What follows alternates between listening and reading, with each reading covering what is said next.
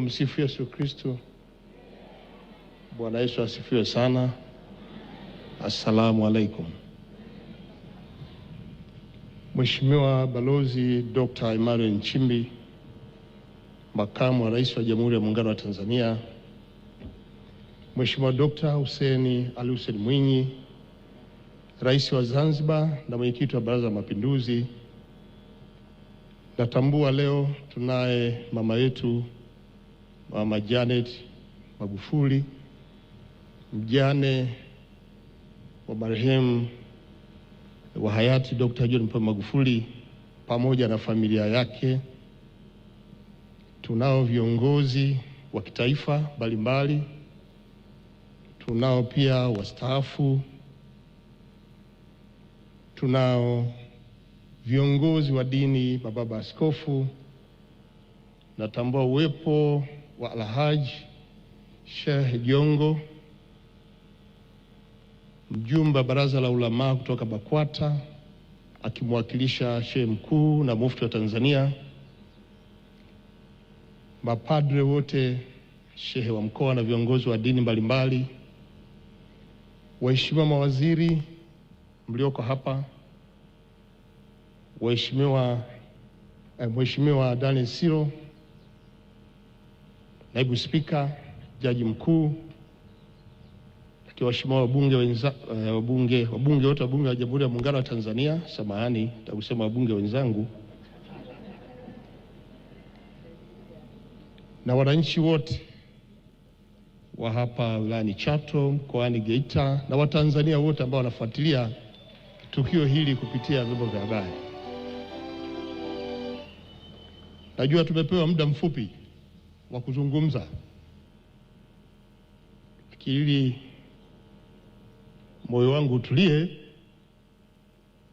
Niseme kwanza kwa kumshukuru Mama Janet Magufuli kwa kunialika mimi na Mama Majaliwa. Tumekuja kutoka Ruangwa, Lindi, wana Lindi, Mtwara wanakusalimia sana, wanakutakia kila laheri, na hasa katika kipindi hiki cha kumbukizi ya hayati Dr. John Pombe Magufuli. Leo tunakutana hapa maalum kwa ajili ya kumkumbuka aliyekuwa kiongozi wa taifa hili, aliyekuwa rais wa Jamhuri ya Muungano wa Tanzania awamu ya 5, mpendwa wetu hayati Dr. John Pombe Magufuli,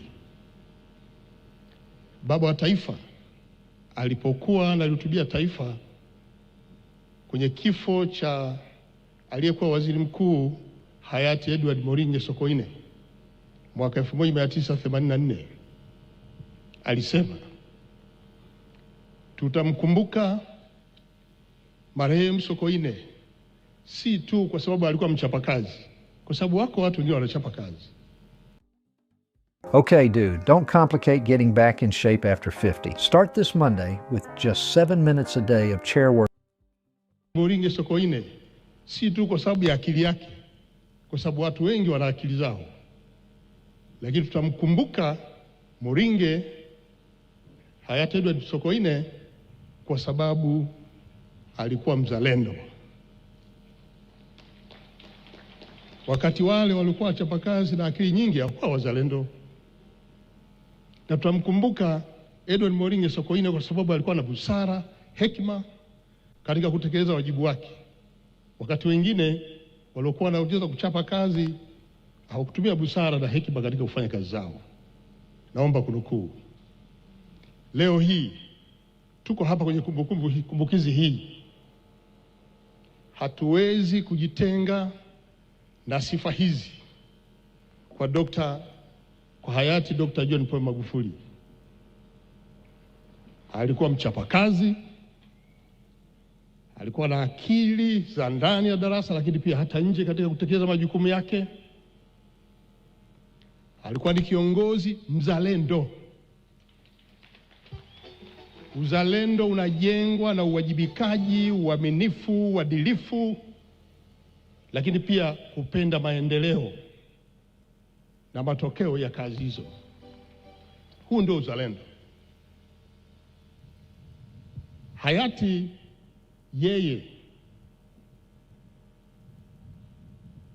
alikuwa ni mtu mkweli, lakini pia alikuwa hana mzaha katika mambo yake na ni mkali. Alikemea maovu, wezi wala rushwa, wabadhirifu wa mali za umma, na yule ambaye hakufuata misingi hii aliachana naye. Huu ndio ulikuwa utaratibu wake. Leo pia tunamkumbuka hayati Dr. John Pombe Magufuli. Sisi ambao tulikuwa karibu naye tuliweza kushuhudia na kunufaika na busara zake na hekima zake katika kuongoza taifa hili, na hasa kutambua rasilimali za nchi na wananchi wenyewe na wanyonge wakiwepo.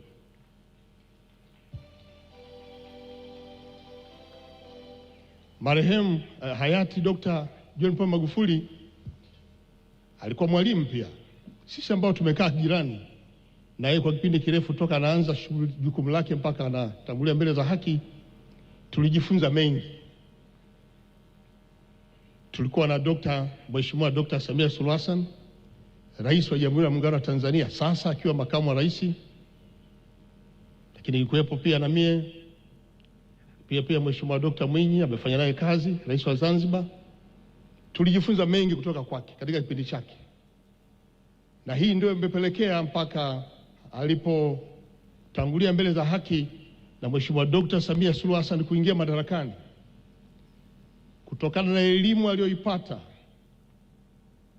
na kutambua malengo aliyokuwa ameyaweka, imemsaidia na imemwezesha Mheshimiwa Dr. Samia Suluhu Hassan kutekeleza miradi yote ya kimkakati iliyoachwa na marehemu.